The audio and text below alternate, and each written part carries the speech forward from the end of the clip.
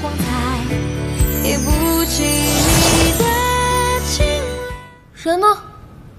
才说2句就气跑了，我还没说完呢。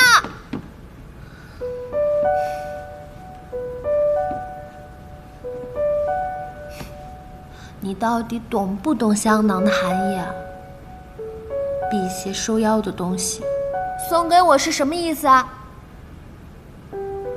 不过看在这香囊制作精美，你也是一片诚心，我就不跟你计较了，收下了。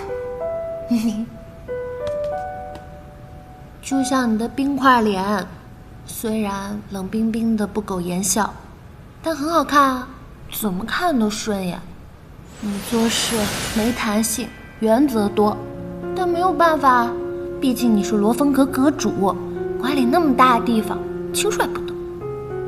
至于处罚人这点嘛，你老是说处罚我这个，处罚我那个的，但其实也没有真的罚呀。